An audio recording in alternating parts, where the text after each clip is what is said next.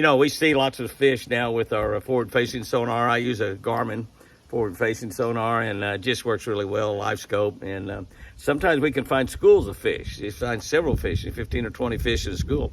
And a lot of times we find them, we can't catch them. But what's one thing that is pretty well a given fact that will happen that will cause us to really have success with those fish? Something that you just do that causes them all to bite.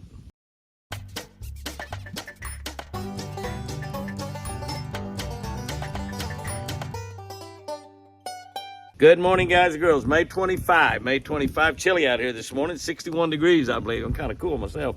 May 21, reading from Revelation 22:15, the last book in the Bible. This is talking about the end times.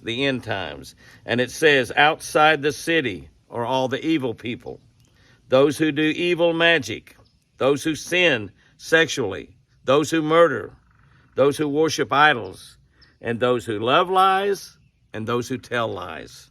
Oh my gosh, we don't want to be in that group.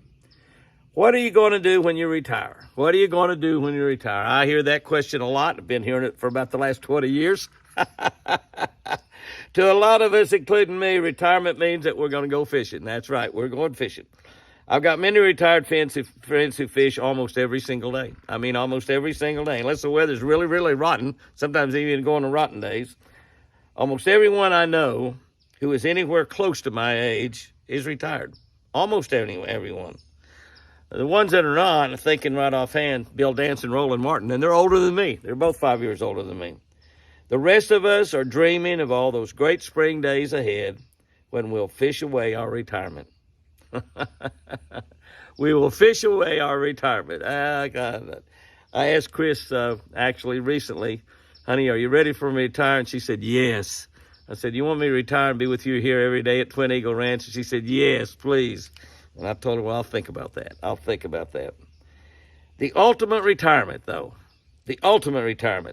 it's not something that'll last 15 or 20 years, even 100 years or 1,000 years. It's forever. The ultimate retirement is forever. And we have only two places to spend that forever in. We'll either be in heaven or we'll be in hell. My God that I serve has made it pretty plain about who will spend their forever retirement with him and who will spend it somewhere else. He's left the choice up to us. God won't send anybody to hell. I've heard it said, why would a good, great, awesome God send somebody to hell? Well, he won't. He leaves that choice up to us. I know he's guaranteed my retirement in heaven with him. How about you? You got that guarantee? Yeah. Here's our tip for today. We was talking about schooling bass. Sometimes you can see schools of fish on your locator. You can't get on a bite. If you can just get one bass in a school to bite, sometimes just one bass in a school to bite, it often starts a feeding frenzy. So don't give up on them. If you can't get them to bite really quickly, don't give up on them. Try several different lures, several different techniques. If you've got a school of bass found, if you can just want them to bite, it might turn on the whole school. I read a deal years and years ago about a guy that was a skin diver, and he would go down and locate these big schools of fish. Then he'd have his buddy try to catch them, and he would go down there and video him catching these fish.